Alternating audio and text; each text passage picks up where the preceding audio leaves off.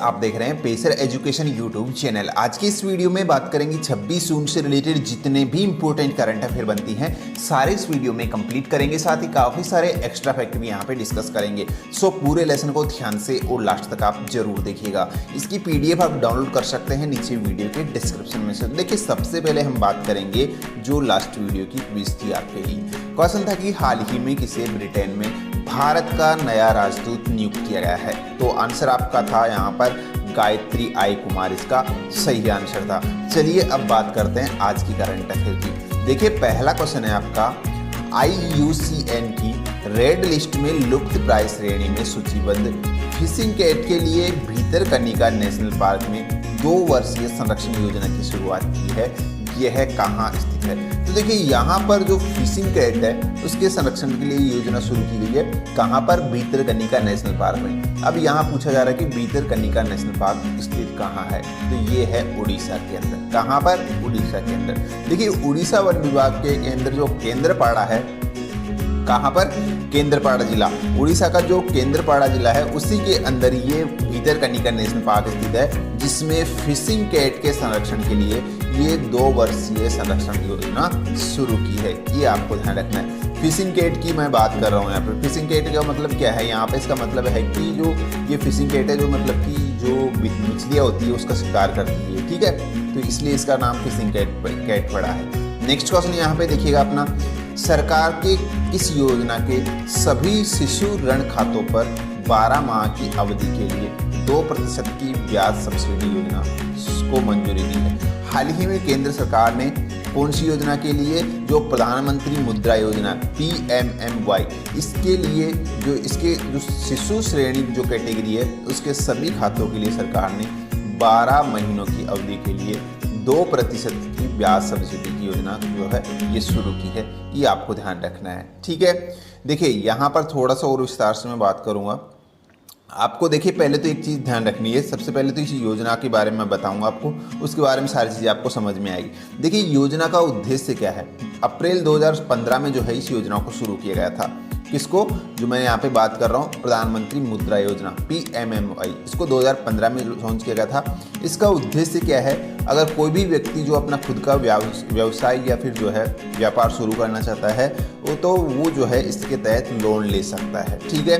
इसके लिए जो है 10 लाख रुपए तक का लोन के लिए वो आवेदन कर सकता है। इसके लिए किसी भी गारंटी की जरूरत नहीं पड़ती है, ठीक है। तो ये आपको ध्यान रखना। लेकिन यहाँ पर इसको जो है 3 कैटेगरीज में डिवाइड किया गया इस योजना को। पहली कैटेगरी है जो वो है शिशु लोन की, जिसके अंदर 50,000 रुपये तक का लोन ले सकते हैं। तो एक यहाँ पे किशोर लोन है जिसके अंदर 50,000 से 5 लाख रुपए तक का लोन दिया जा सकता है। और एक है तरुण लोन, जिसके अंदर जो है 5 लाख से 10 लाख रुपए तक का कर्ज लिए जा सकते हैं। तो ये कैटेगरी है जिसमें हाल ही में जो हुआ है वो है शिशु लोन कैटेगरी के लिए। यानी कि शिशु लोन जो है इसके ऊपर जो है बकाया ऋण, उसकी सहायता के लिए सरकार ने 2% की सब्सिडी शुरुआत की है, यानी कि 2% ब्याज की देने की शुरुआत की है। ये आपको ध्यान रखना है, ठीक है। ये 12 महीने के लिए होगी, इतना भी आप ध्यान रख लीजिए। नेक्स्ट क्वेश्चन यहाँ पे देखिएगा, अंतर्राष्ट्रीय मुद्रा कोष जो है IMF यानी कि इंटरनेशनल मॉनेटरी फंड, ठीक है,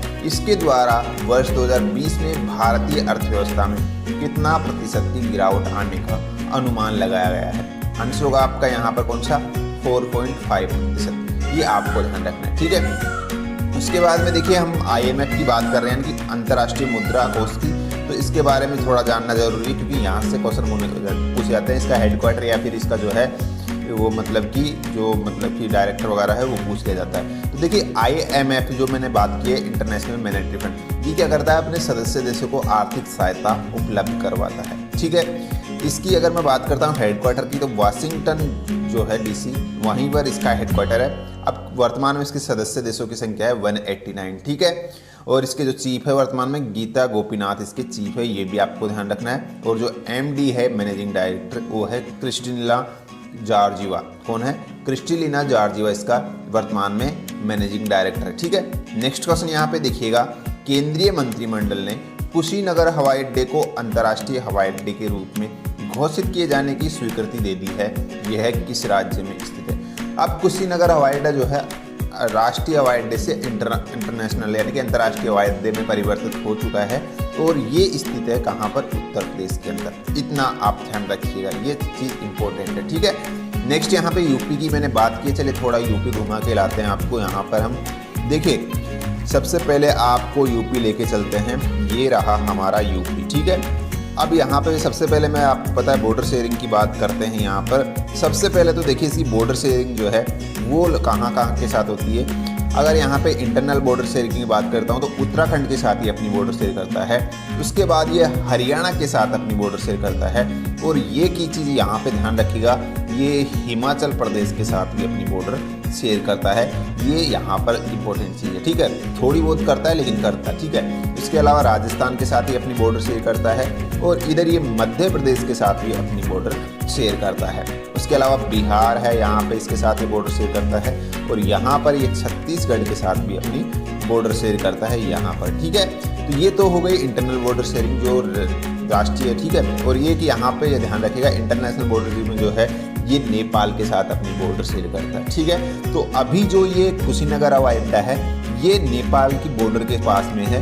तो यहाँ पर जो है इससे इसको काफ़ी बेनिफिट मिलने वाला है अंतर्राष्ट्रीय उड़ानों के लिए, ठीक है। इसीलिए यहाँ पर इसको ये अंतर्राष्ट्रीय हवाई अड्डे का दर्जा देने को मंजूरी दी गई है। अब यहाँ पे यूपी की बात हो गई है मैप में। अब यहाँ पे थोड़ा अंदर भी झांक लेते हैं यूपी में। इसकी जो स्थापना हुई थी, मतलब कि राज्य का दर्जा दिया गया था, वो दिया गया था 24 जनवरी 1950 को जो है इसका राज्य का दर्जा दिया गया था। इसकी जो कैपिटल है वो है लखनऊ। क्या है? लखनऊ है। यहाँ पर अगर मैं बात करता हूँ इसके जो वर्तमान गवर्नर और जो मतलब कि सीएम है उनकी, तो इसकी वर्तमान गवर्नर है आनंदीबेन पटेल। कौन है? आनंदीबेन पटेल। मुख्यमंत्री योगी आदित्यनाथ है, ये तो आपको पता ही है, ठीक है। और डिप्टी सीएम यानी कि उप मुख्यमंत्री केशव प्रसाद है अभी वर्तमान में। राज्यसभा लोकसभा सीटों की संख्या यहाँ पर इंपॉर्टेंट है हमारे लिए, और वो कितनी है? राज्यसभा सीटों की संख्या यहाँ पर है 31 और लोकसभा सीटों की संख्या कितनी है? 80। तो ये पॉइंट इंपॉर्टेंट है यहाँ पर, ठीक है, ध्यान रखिएगा। चलिए नेक्स्ट क्वेश्चन अपना। केंद्रीय मंत्री जितेंद्र सिंह ने हाल ही में आभासी मंच के माध्यम से किस राज्य या केंद्र शासित प्रदेश में 2 अहम सेतु क्रमशः देविका और पुनीजा का शुभारंभ किया है?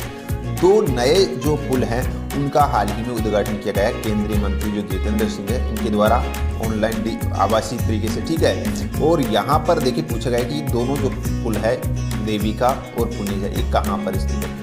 ये जम्मू कश्मीर में स्थित है। कहाँ पर? जम्मू कश्मीर में। ये आपको ध्यान रखना है, ठीक है। देखिए यहाँ पर अगर मैं बात करता हूँ तो जम्मू कश्मीर का जो उधमपुर और जो डोडा जिला है वहीं पर ये स्थित है। उधमपुर के अंदर देविका पुल है और जो डोडा है इसके अंदर पुनीजा पुल है। इन दोनों का उद्घाटन हाल ही में किया गया है और इनका निर्माण जो सीमा सड़क संगठन है उसके द्वारा इसका निर्माण किया गया था, ठीक है। ये आप ध्यान रख लीजिएगा, तो ये चीज़ इंपॉर्टेंट है। उसके बाद में देखिए नेक्स्ट क्वेश्चन है अपना, किस राज्य के राज्य पंचायती राज विभाग ने ई पंचायत पुरस्कार 2020 का प्रथम पुरस्कार प्रदान जीता है या प्राप्त किया है? तो जो ई पंचायती पुरस्कार 2020 है ये किस राज्य की पंचायती राज ने प्राप्त किया है? ये जीता है हिमाचल प्रदेश की पंचायत, ठीक है। किसने? हिमाचल प्रदेश का जो पंचायती राज विभाग है इसी के द्वारा ये पुरस्कार इस बार जीता गया प्रथम श्रेणी का, ठीक है। नेक्स्ट यहाँ पे हिमाचल प्रदेश